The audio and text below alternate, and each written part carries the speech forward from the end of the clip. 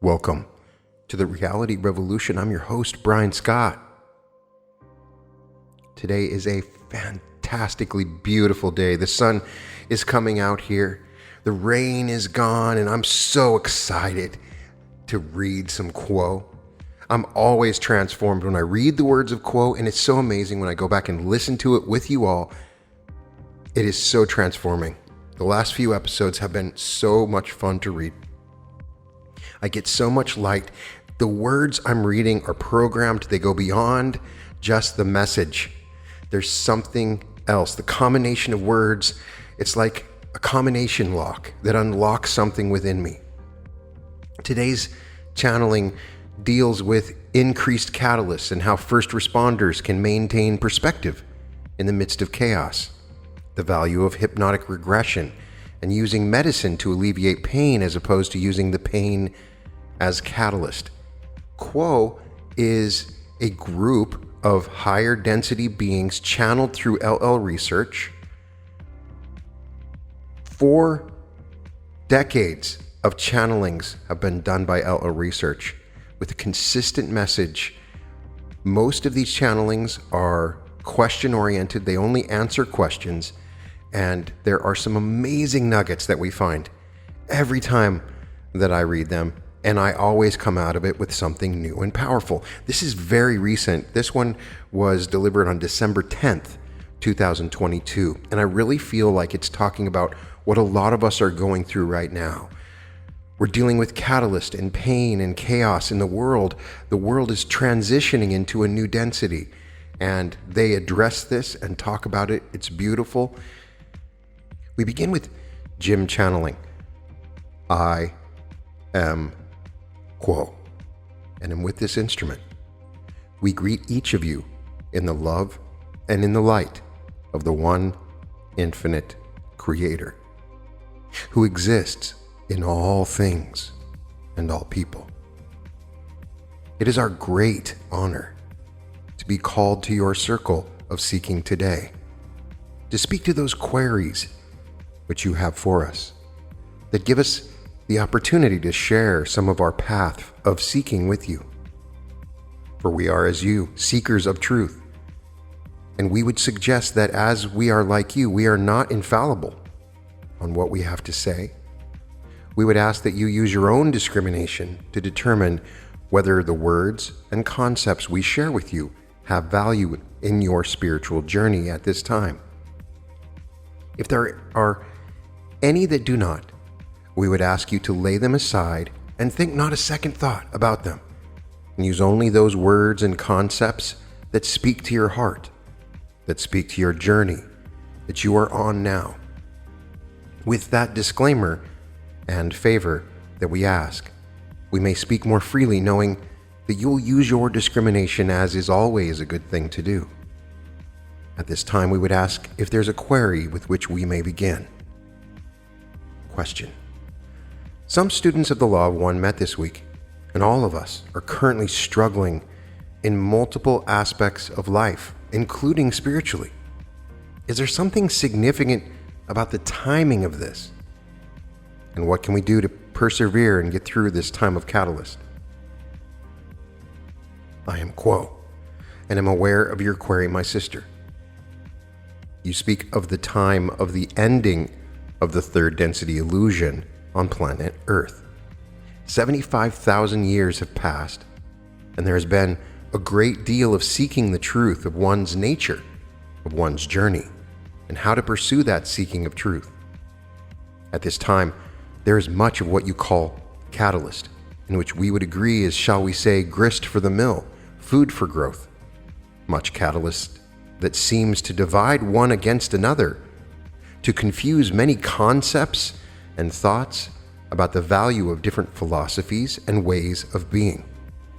Much of anger that is, as its basis, an ability to accept another point of view, another way of looking upon the purpose of life and the way to live it.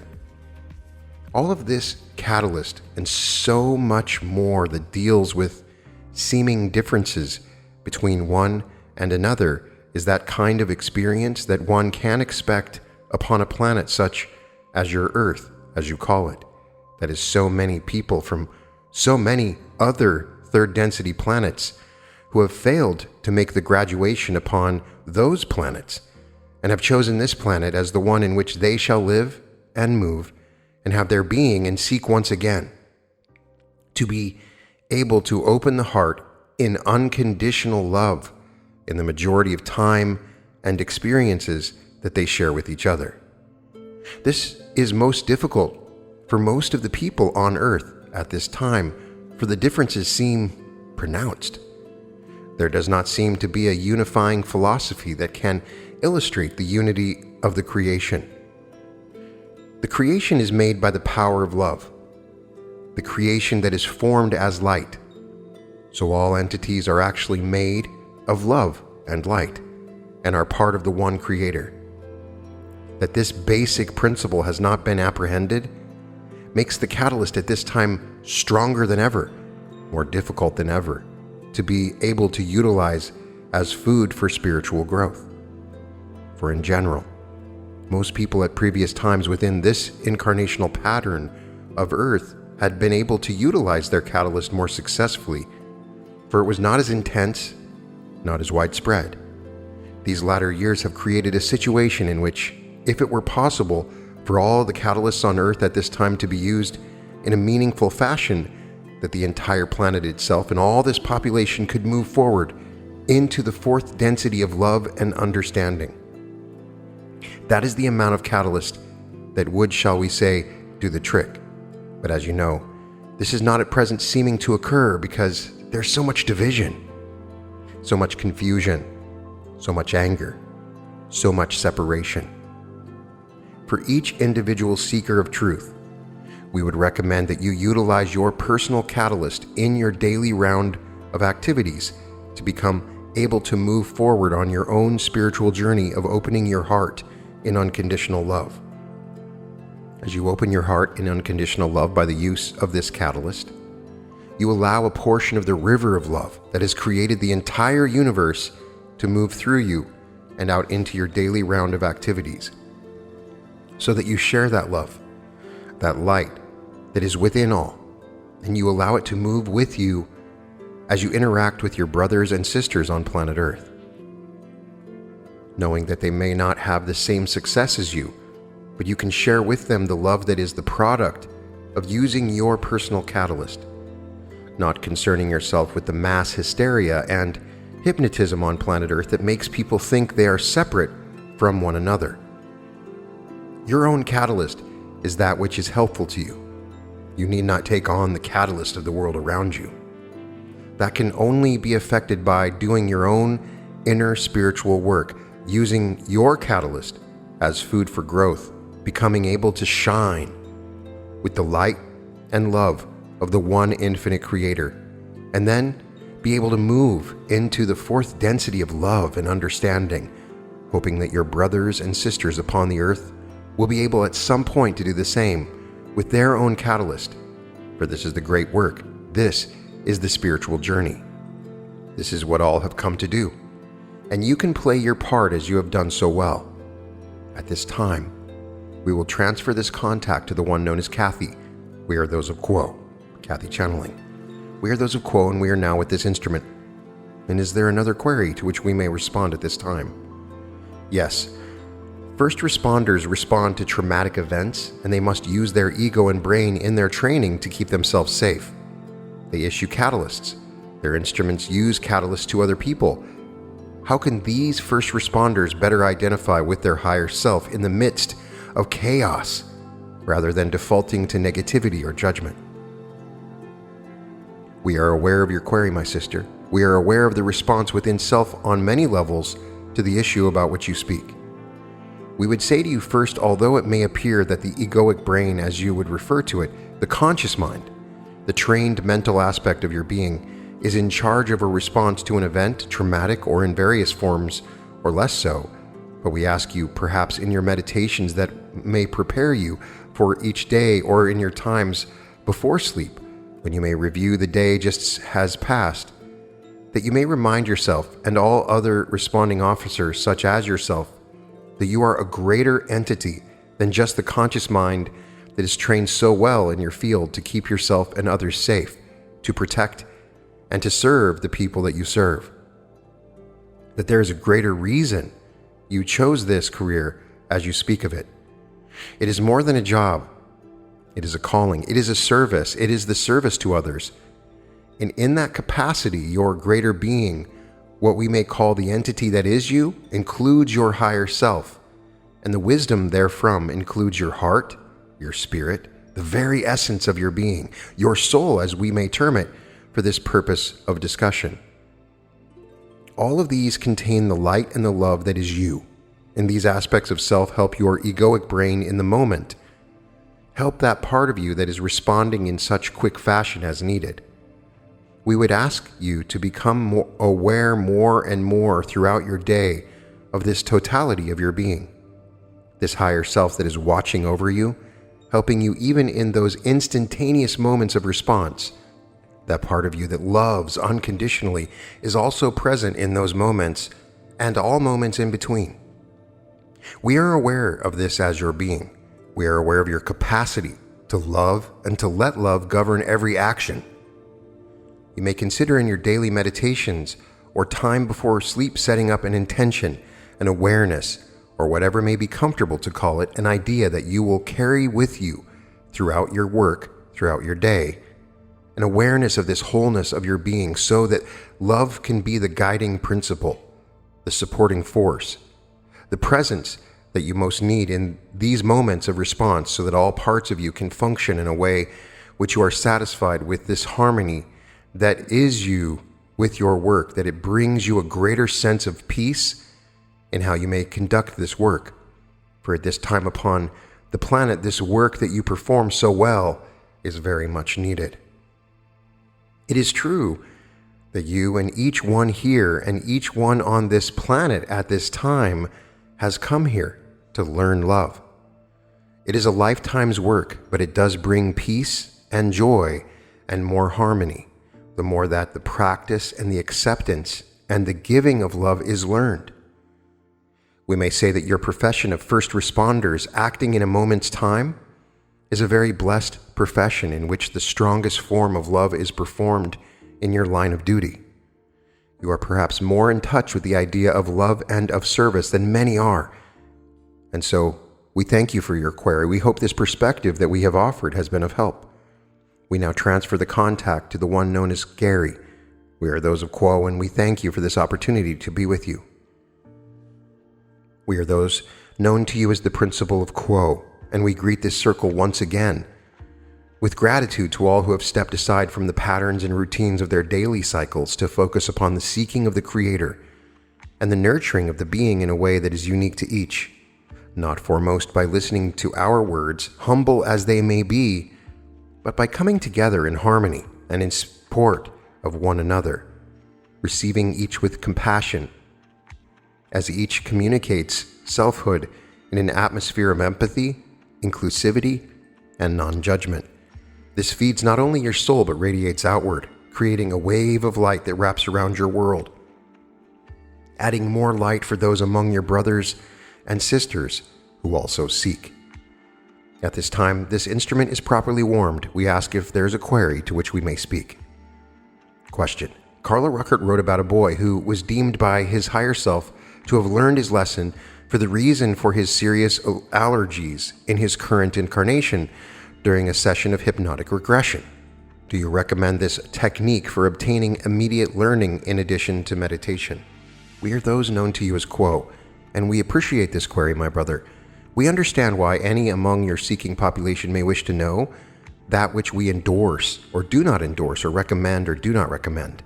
We certainly have opinions and perspective, but we would always first counsel that the seeker consult with their own heart to locate that which is most appropriate and true for themselves in this moment. It may we correct this instrument, what comes up may not be enduringly true for the self. It may only be a momentary or stepping stone to the next step, and the next, but we always encourage each to follow their hearts. In terms of the focus of this question about the value of that which you call hypnotherapy for excavating that which is hidden in the deeper strata of the self, hidden that is from the conscious, aware, waking mind.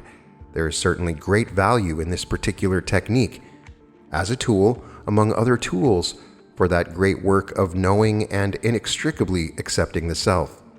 The experience of the conscious mind is something of the candle held in a dark environment. The illumination of that single flame where the attention is placed is quite limited relative to the expansive, even infinite nature of the container within which one operates. Much is hidden about the self and its journey prior to this seeming moment in time. Much is misunderstood about the nature of the self, its desires, and its apprehension of its lessons and catalysts with this limited point of view. So it may be appropriately said that the seeker is upon a journey to expand that point of view, to see more of the self and the creation, to illuminate the patterns of self which befuddle not only the self, but likely others within the vicinity of the self. Indeed, the long trajectory of spiritual seeking itself, even unto our illusory stage and the realm of consciousness which we know, is an unbroken, continuing journey of moving from the known into the unknown. As broadly as we have expanded our point of view to include and experience things far outside of the purview of your present conscious experience, yet there is an unknown ahead of us, shall we say. We always move toward mystery. And you, within your illusory third density experience, have means to make available to your conscious mind that which is unknown or hidden or concealed. And we, to this instrument's appreciation, circle back to the question of hypnotherapy itself as one such means, and would certainly commend this to the seeker who feels a magnetic pull to this means. Each must find their own method, which will not always apply equally to all entities. In hypnotherapy, one is able to, shall we say, lay aside or put to sleep, one could say, the overly busy, hectic, even chaotic thinking mind, as it is often experienced by your vehicles. This thinking mind has a way, especially when compulsive and attached to various pursuits and thought forms, of obscuring the deeper nature of the self, distracting the self from its intended mission and lessons. Allowing this thinking mind to rest in a surrendered state of focus can open a channel to the deeper mind, allowing that deeper mind to reveal more of itself and its hidden content, shall we say. As with all things, the information derived from such a pursuit needs to be analyzed, sat with, and contemplated. For all information must be assessed by the conscious mind.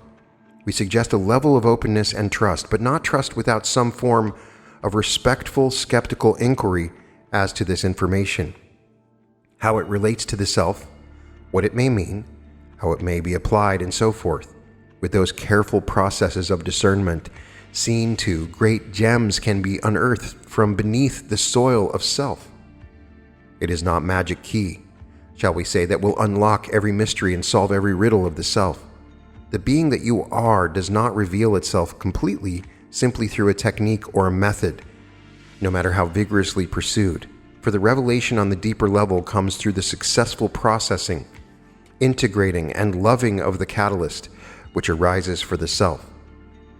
As with all seekers prior to incarnation, a curriculum was set for you, my brother, with which a full and earnest heart you hope to undertake and learn in the coming incarnation. Time and patience are helpful allies in this journey of learning, and hypnotherapy can certainly be one tool among others to help facilitate this learning as one piece in the context of a larger journey. But as your story illustrates, in certain circumstances when the self is ready, a session or a series of sessions can help that conscious mind to come into contact with its deeper understanding and even pierce through a blockage which may otherwise impede or impair the sight. In the long run, shall we say, meditation is one of the most powerful and effective methods for your self-revelation and for helping to remove the hard armor around the heart that may inoculate the self from the forgiveness that the deeper being is yearning for from the conscious mind and the whole being. In meditation, one is tabernacling with the Creator.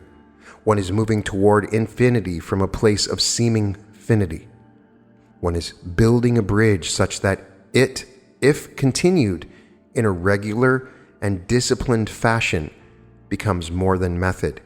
It becomes a way of life. It becomes the means by which one engages in that study of being.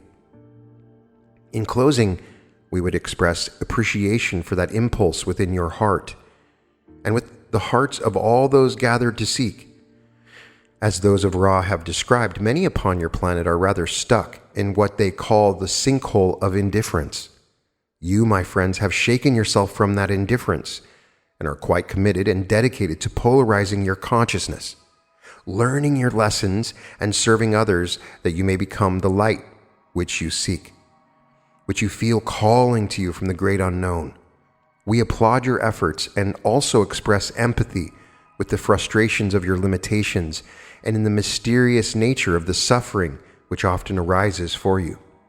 At this time, we will transfer our contact to the one known as Trisha. We are those known to you as Quo. Trisha channeling. We are those of Quo, and we are now with this instrument. We'd like to repeat through this instrument sentiments that were shared by the previous instrument, those sentiments being ones of gratitude and appreciation for the security and the support and the grace this gathering, this circle of fellow seekers, have afforded these instruments in what they would consider a challenging or frightening step forward in their practice. Through this instrument, we would share her sincere feelings of being held and uplifted, fully seen and fully held. We would like to speak to that gratitude. However, we feel that the depth and vividness of that vibrancy of that gratitude is beyond description. And through this instrument, we would like to share that this instrument is appreciative of her fellow channels as well, and that she sits with immense pride and inspiration for their bravery to balance the open heart with the wisdom of discernment and to stand with humble courage, to be meek but to be brave. And that this balance of environment, the one of support, empowerment, love, and combined seeking, is one of much potency, that the light shines brightly in this gathering, in this contact which we are participating in this evening. At this time, we would ask if there is a final query to which we may speak.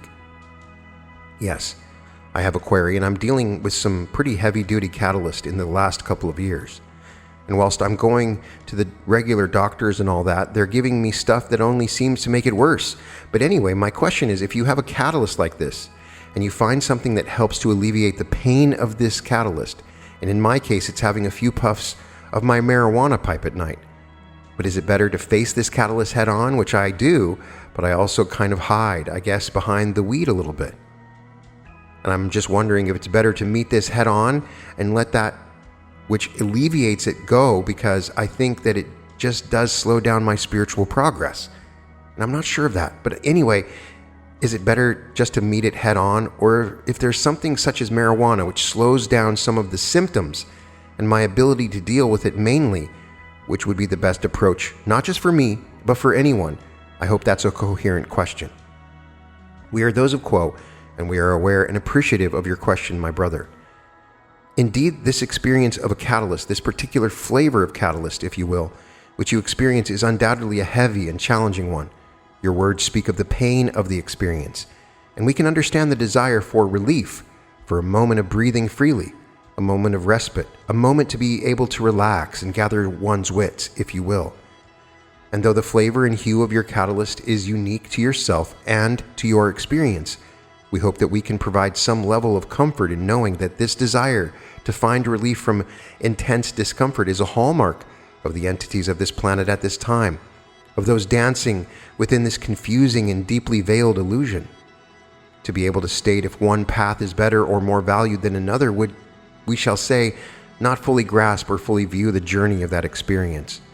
For either path is valid, be it the facing of the pain or be it the use of plant medicine to alleviate the pain. And so we suggest that the self sit with these two paths and evaluate them on a universal scale, if you will, removing the judgment for one path over the other and viewing them as equally valid and equally potent, asking the self if the facing of the pain head on provides the lessons to which you would desire to learn, to see what fruit there is to harvest from that pain, and to balance that with the observation of what that experience of pain may be. For in this illusion, we can only understand that experiencing pain is incredibly difficult. It is an all-encompassing sensation, often preventing the self from being present and aware of the larger self, the cosmic self, the creator side of self. And it is difficult at times, when in that experience, to remember that the pain is but a fleeting sensation, that it is not an experience which will follow the soul into eternity. Now we say that with a grain of salt because we know through this instrument's experience, as we analyze them, that it is not so simple as recognizing the pain as being fleeting. And so we also honor and see the beauty, the potential catalyst and learning that can come from the use of plant medicine for the alleviation of physical pain, that the self wishes to be rid of this pain to be more present in this incarnation. And sometimes these medicines, be them plant or pharmacological, can unfortunately be catalysts within themselves that can muddy or make less vibrant the experience. They can block access to the higher self, to the spiritual side of self. And to that end, we would simply suggest again the overview perspective of your two paths and ask the self, what lessons can be mined from either? From the catalyst of facing pain directly, and surely the service that provides self and other self to tend to one another. But additionally, the path of alleviation in seeing how the serving of self in that experience potentially allows the self to better serve other selves as well, to be able to gauge the opportunities on either side for personal growth, for soul evolution, and for providing ripe opportunities for the soul to be tended to be loved, to be cared for. This incarnational experience of which you speak is one that is pregnant, we shall say, with potential. We don't mean to sound unsympathetic or empathic, for we know that it is challenging and we feel for that pain and that struggle, my brother. And we would humbly suggest as a final potential avenue of exploration that the self, in moments of pain, practice faith, that the self open the self to accepting the care and the love of others, and that the self be gentle with the self when desiring and needing those moments of relief and allowing the self to experience those. Perhaps what we are saying is that this combination, this struggle of two paths, is itself the path. These two struggles, the uncertainty, the balancing, is inherently the lesson. Though these paths may seem to go in separate directions, ultimately they lead back into the oneness, into the unity. For my brother, you cannot on a cosmic universal level make a mistake in this experience, for it is all grist for the mill. It is all food for growth. It is all divine, and it is all there for the taking. Before we leave this instrument, we would simply like to leave this instrument and this particular question with a reminder that we are always and ever available. We are your brothers and sisters from afar. If ever support and help is desired or needed, know that we are but a metaphysical phone call away, if you will. Do not hesitate to call upon us. Though you may not always feel it, our arms are ever around you, our hands ever upon your back, and our steps always and ever beside your own. And we are immensely grateful to share in that journey with you. At this time, we shall take our leave of this instrument and transfer our contact to the one known as Jim, that we may close out our experience with this channeling circle. We are those of Quo, Jim channeling. I am Quo, and am again with this instrument. We would like to thank each of the instruments today for offering themselves in the service of giving words and thoughts to the questions being asked upon us. We feel that each has come a great distance in the learning of the art of channeling. We would also like to thank those who are gathered here in support of the channels and who are seeking information and aid in their own spiritual journeys. This is the way we feel is most helpful in many instances for those who feel that the spiritual path is best traveled together. For there are many who have suggestions, alternatives, inspirational messages to share with each other on the spiritual path. We are only one of those sources. We counsel you to travel with your spiritual friends whenever possible, for you are much more liable to find that which you seek when together you seek. We are most inspired by all of your efforts at traveling your spiritual journeys. The third density illusion in which you now exist is one of which the veil of forgetting does its job well. So easy it is to forget that we are all one, and we are made of love and light, that our journey of seeking is to open our hearts in love to each other. For when we do that, we open our hearts in love to the one within each other, and the love that the one infinite creator flows through freely carries us on our journey even further and more effectively. At this time, we will take our leave of this instrument and this group, leaving you as we found you in love and in light. We are known to you as those of Quo, Adonai, Vasu, Boragas. This concludes this channeling session from Quo. This channeling resonates with me because of the time that it was created. As you have perhaps seen in other episodes I've posted and postings on my Facebook group, that a lot of people are struggling right now with Catalyst. What they are talking about as students of the Law of One, right in it, a lot of people are struggling with a malaise. Catalyst, things are coming up. Some of this is a seeming division with everybody. So much anger, so many different points of view, so many different philosophies. We are divided. Even within the spiritual community, we are divided. And this gentle call to come back together, no matter what's going on, no matter who you are, and this reminder that we are made of love and light is a beautiful thing. I know that also the message for first responders was important because that has got to be one of the tougher jobs right now. Everything is catalyst, and there is suffering in every moment, and they are reminding you that as you respond with your conscious mind, the higher self is with you in those moments. The final question they talked about, dealing with pain and smoking marijuana, really appealed to me. Me and other friends of mine have had similar discussions about using marijuana to reduce pain. And there is a general concern that perhaps this is distorting our spiritual path, numbing us to a point where we're not connected to the source as we normally would.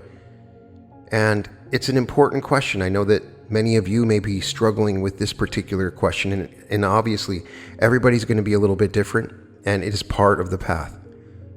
This is like the 5th or 6th time they've answered questions on marijuana. So obviously within that group, they're talking about it and others are talking about it. Obviously it's more important now because more and more people are able to get a hold of marijuana, not just in California or Colorado, but all across the country. And so if you find yourself relying on plant medicine to reduce pain, there's good and there's bad to it. And I think they make good arguments. Sometimes the pain is so distracting that the catalyst is unusable. You're not able to be of service when there is intense pain. So if you're struggling out there, I'm with you no matter what. Let me know. Put it in the comments. Maybe I can send my love and light, and maybe I can be of assistance in some way, shape, or form. I have found it to be immensely powerful if I am struggling with catalyst in my own life, to sit for a few moments and really think about others and send healing light to others. I start feeling better. I start feeling better about myself. Just turn the switch. Turn the switch inside of you and start sending healing light, serving others. And a lot of times these catalysts go away and the pain goes away and you will find greater bliss in your life. But what we're going through is a key fundamental component of the time that we are living in. We are at the end of the third density cycle. We have been, or many of us have been, if you're not a starseed, have been here for 75,000 years, seeking an understanding of the self and what our path is. Wow, imagine 75,000 years of lessons built within you. And so they talk about using regressive hypnosis to uncover some of the lessons that we've had in the past. And I do think that you can find some powerful answers. In a recent episode where I read Joseph Murphy, and in particular, that one was The Whole World Believes a Lie, that everything is located within. And then I got some interesting comments and questions. Well, my son is allergic to strawberries, and so this is wrong. It's not my son's fault. My son is allergic to strawberries. They point out that Carla Ruckert, one of the original channelers of the raw material and who was the key component of the early quote channelings, had discussed a child finding out from hypnosis that the higher self had imposed this lesson of allergy pre-incarnationally. And a lot of times that's the answer for stuff that doesn't make sense. Why am I suffering this? Why am I going through this? Well, it's because you chose to go through this. There's some lesson in it. And so sometimes we have allergies and it's a part of the process. Ask yourself why. What does it mean? Why am I going through this? Maybe there's not an answer, but that could be one, and it's an interesting path to go down. I do have some meditations on the channel that use regressive hypnosis, and you can try those out. There's some incredible QHHT practitioners, which I recommend, and you might find some answers if you're struggling on the path. In any case, I am sending love and light through my voice to everybody that can hear me. I love you so much. I know that you're struggling, and I know that you're victorious. I know all the stuff that you're going through, and I just want you to know, just like Quo, I'm with you. My question to you is, when Quo says, hey, I'm just a metaphysical phone call away, have you ever called upon Quo or Ra or Latwii or Hatan? I've started to do that. I, of course, always call upon God and my guides, my higher self, but I always add, hey, Quo, if you're there, be with me. And I've had experiences in my dreams and meditation where I've come out feeling really good, or I felt like there was something there. And I'd love to know if you've had a similar experience. So I'm sending you love and light, and I'm there for you. I'm walking right next to you. You're not alone. Whatever you're going through, we can do it together. Love you so much. You can find all episodes of The Reality Revolution at therealityrevolution.com.